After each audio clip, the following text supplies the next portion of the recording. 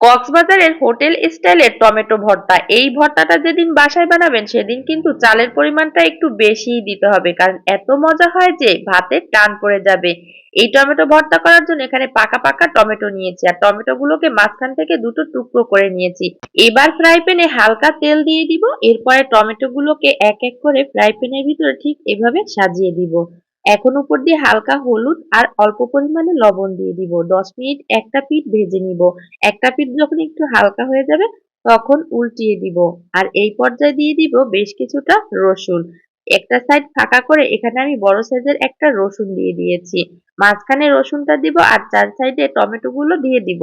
এরপরে একটা ঢাকনা দিয়ে ঢেকে এই টমেটো গুলোকে প্রায় 10 থেকে 15 মিনিটের মতো একটু রান্না করে নিব। 10 মিনিট পরে আমি ঢাকনাটা উঠিয়ে নিয়েছি। এই পর্যায়ে কিন্তু রসুনটা প্রায় হয়ে গিয়েছে। আরো একটু ভেজে নিব। রসুনটা যখন একদম লাল লাল হয়ে আসবে তখন এই রসুনগুলোকে উঠিয়ে নিব। আর টমেটোগুলোকে আরো কিছু সময় ভেজে নিব। টমেটোগুলো যখন পুরোপুরি সিদ্ধ হয়ে যাবে আর একটু ভাজা ভাজা হবে তখন উঠিয়ে নিব। আর এই টমেটোগুলো পাকা থাকার কারণে সিদ্ধ হতে কিন্তু খুব বেশি সময় লাগেনি। এবার একটু ঠান্ডা করেই আমি রসুনগুলোকে চটকে নিব। টমেটোগুলো কিন্তু এই অবস্থায় একটু গরমই ছিল। তোমরা যখন বানাবে তখন কিন্তু একটু ঠান্ডা করেই নিবে। আমি খুব কষ্ট করেই মাখিয়ে নিয়েছিলাম গরম গরম থাকা অবস্থায়। এরপরে এগুলো মাখানো হয়ে গেলে প্যানের মধ্যে দিয়ে দিব কিছুটা পেঁয়াজ কুচি।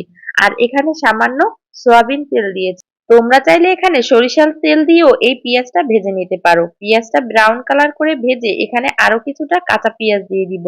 সাথে দিয়ে দিব সামান্য পরিমাণে মরিচের গুঁড়া আর দিয়ে দিব কাঁচামরিচ কুচি। ঝালের পরিমাণটা তোমাদের পছন্দ অনুযায়ী দিয়ে নিবে। এরপরে আরো কিছু সময় হালকা করে ভেজে নিতে হবে। এরপরে এখানে অ্যাড করে দিব সেই যে চটকে রাখা টমেটো গুলো। এবার টমেটো গুলো দিয়ে টমেটোর ভিতরে যে রসটা আছে এগুলোকে কিছু সময় এই মরিচ পেঁয়াজের সাথে ভালো করে ভেজে নিতে হবে। যখনই তেল উঠে আসবে তখন লবণটা চেক করে আমি লবণ দিয়ে দিব।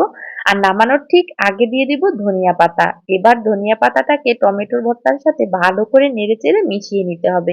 টমেটোর সাথে মিশিয়ে নেওয়া হয়ে গেলে উঠিয়ে নিতে হবে। ধনিয়া পাতা দেওয়ার পরে কিন্তু খুব বেশি রান্না করা যাবে না, তাহলে ধনিয়া পাতার ফ্লেভারটা নষ্ট হয়ে যাবে। এই পর্যায়ে কিন্তু টমেটো ভর্তাটা আমার রেডি। এখন উঠিয়ে নিলেই হয়ে যাবে। আর গরম গরম ভাত দিয়ে খেতে অসাধারণ হয়। আমার বাসায় তো এই ভর্তাটা সবাই অনেক বেশি পছন্দ করেছিল। তোমরাও কিন্তু ট্রাই করে দেখতে পারো। কম খরচে তৃপ্তি করে খাওয়ার মতন একটা রেসিপি আজকে শেয়ার করেছি।